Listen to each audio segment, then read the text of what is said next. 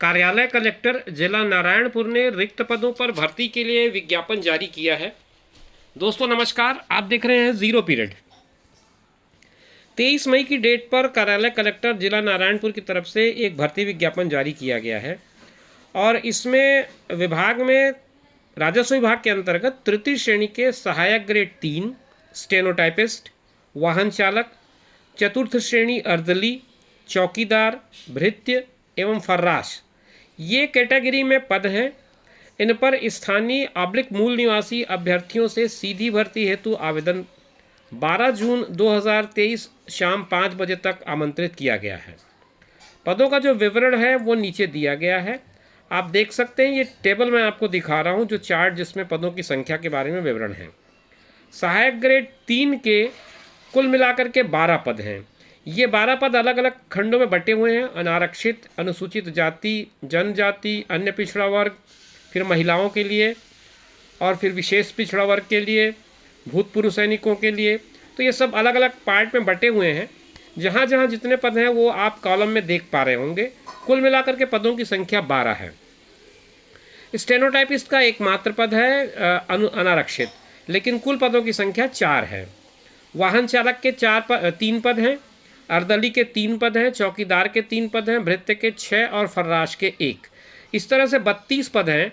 और शुरू के 3 यानी कि सहायक ग्रेड 3 स्टेनोटाइपिस्ट और वाहन चालक, इनमें आपको L4 का ग्रेड मिल रहा है, जबकि बाकी जो 4 और पोस्ट हैं जिनमें आपका अर्दली है, चौकीदार है, भृत्य है और फर्राश है, इसमें L1 का ग्रेड मिलेगा। इन पदों में जो संख्या है वो कमी या बढ़ोतरी दोनों हो सकती है, ये बात नीचे लिखी गई है।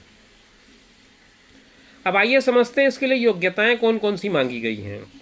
सहायक ग्रेड 3 के लिए माध्यमिक शिक्षा मंडल से परीक्षा 10+2 यानी कि 12वीं उत्तीर्ण होना चाहिए।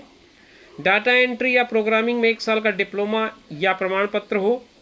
कंप्यूटर हिंदी टाइपिंग में 5000 की डिप्रेशन पर आवर की स्पीड हो और मान्यता प्राप्त मंडल या संस्था से शीघ्र लेखन, मुद्र लेखन परीक्षा यानी कि टाइपिंग की परीक्षा आपको हिंदी में और कंप्यूटर एवं सॉफ्टवेयर के माध्यम से हिंदी तथा अंग्रेजी मुद्र लेखन में 5000 की डिप्रेशन पर आवर की स्पीड से पास होने का प्रमाण पत्र होना चाहिए। इसकी कौशल परीक्षा आपकी अलग से ली जाएगी। स्टेनोटाइपिस्ट के लिए 10+2 तो मांगा ही गया है। शीघ्र लेखन में 60 शब्द प्रति मिनट की स्पीड मांगी गई है। डाटा एंट्री का भी वही स्पीड बताया गया, 5000 की डिप्रेशन पर आवर, और उसके अलावा एक स्किल टेस्ट बाद में आपका लिया जाएगा।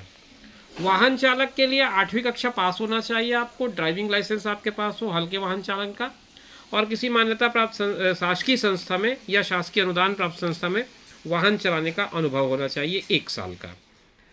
बाकी जो चतुर्थ श्रेणी के पद हैं जिसमें अर्दली है, चौकीदार है, भृत्य है और फर्राश है, इनमें आपको किसी भी मान्यता प्राप्त संस्था से 5वीं कक्षा उत्तीर्ण होना जरूरी लिखा गया है। अब इसमें 2 पद अलग अलग दिया है। इसमें 2 मतलब बिंदु है जो आपको समझने चाहिए। स्थानीय निवासी, चौथा बिंदु पे लिखा है, छत्तीसगढ़ के मूल स्थानीय निवासी होने के संबंध में आपको एक प्रमाण पत्र प्रस्तुत करना पड़ेगा। इसके बाद परिवीक्षा अवधि 3 साल की होगी और पहले साल 70, दूसरे साल 80, तीसरे साल 90% का सैलरी आपको मिलेगा। ये जो महत्वपूर्ण बातें थी वो मैंने आपको बता दी। अब आपको मैं ये बता दूं कि आप इसमें आवेदन कैसे करेंगे, क्योंकि आवेदन करने की विधि जो है उसके पहले ये चयन प्रक्रिया वाला मामला आ गया, तो हम इसे समझ लेते हैं। सहायक ग्रेड 3 का चयन प्रक्रिया ये होगा कि 12वीं का जो आपका प्राप्तांक होगा उसके आधार पर रिक्त पद के 5 गुना 5 टाइम्स, जैसे मान लो 12 पद हैं तो 60 लोगों को स्किल टेस्ट के लिए बुलाया जाएगा। ये स्किल टेस्ट 75 मार्क्स का होगा। इसमें आपको MS Word 25 marks, MS Excel 25 marks, MS PowerPoint 25 marks, 25 अंक के 3 टेस्ट होंगे, वर्ड के, एक्सेल के और पावर पॉइंट के। फिर उसके बाद हिंदी कंप्यूटर टाइपिंग के संबंध में जो टेस्ट बताया गया है 5000 की डिप्रेशन पर आवर का, वो लिया जाएगा। हिंदी कंप्यूटर टाइपिंग का गति देखा जाएगा और आखिरी जो चयन होगा वो कौशल परीक्षा में प्राप्तांक और कंप्यूटर टाइपिंग में सफल होने के आधार पर किया जाएगा। अब आते हैं स्टेनोटाइपिस्ट में। स्टेनोटाइपिस्ट में भी लगभग यही क्राइटेरिया है जो मैंने आपको पहले बताया था। इसमें स्टेनो का एक अलग स्किल टेस्ट लिया जाएगा। वाहन चालक के बारे में कहा गया है कि जो रिक्तियां हैं उसके हिसाब से 10 गुना लोगों को बहुवैकल्पिक परीक्षा के लिए आमंत्रित किया जाएगा। मतलब एक MCQ टाइप का टेस्ट होगा, उसके लिए आपको बुलाया जाएगा और उसमें अनुभव का अंक भी जोड़ा जाएगा। अंतिम चयन अनुभव के अंक और ड्राइविंग से संबंधित बहुविकल्पी परीक्षा के प्राप्तांकों के आधार पर किया जाएगा। परीक्षा के अंक अंतिम मेरिट में नहीं जोड़ा जाएंगे, किंतु इसमें सफल होना ज़रूरी होगा। फिर चतुर्थ श्रेणी अर्दली, चौकीदार, भृत्य और फर्रास के लिए आपको यही प्रक्रिया अपनाई जा रही है। 10 गुना आवेदकों को बुलाया जाएगा, एक स्किल टेस्ट, एक टेस्ट लिया जाएगा जिसमें MCQ क्वेश्चंस होंगे, जिसमें छत्तीसगढ़ का सामान्य ज्ञान और सामान्य गणित के प्रश्न पूछे जाएंगे और अंतिम चयन केवल परीक्षा के प्राप्तांक के आधार पर किया जाएगा। ये कुल मिला के बात हो गई। अब आवेदन कैसे और कहाँ भेजना है इसके बारे में हम देखते हैं। इसमें कहीं पर बताया गया होगा, क्योंकि काफ़ी लंबी चौड़ी PDF है ये, 11 पृष्ठ की। तो उसमें ये आवेदन पत्र का प्रारूप है और इस आवेदन पत्र को भर करके आपको भेजना है और भेजने का जो तरीका है वो होगा आपका संभवतः ऊपर दिया होगा। मैं एक बार स्क्रॉल करके ऊपर जाकर और देख लूँगा। सीधे डाक से ही भेजने का नियम है आमतौर पर इस तरह के जितने भी पोस्ट निकल रहे हैं उनमें। तो मैं समझता हूँ कि इसमें भी वही लिखा होगा। मैं स्क्रॉल करके ऊपर एक बार देख लेता हूँ। थोड़ी देर वीडियो में बने रहिए, आपकी जानकारी को मैं एक बार कंफर्म कर दूँ कि ताकि आप आवेदन भेजते समय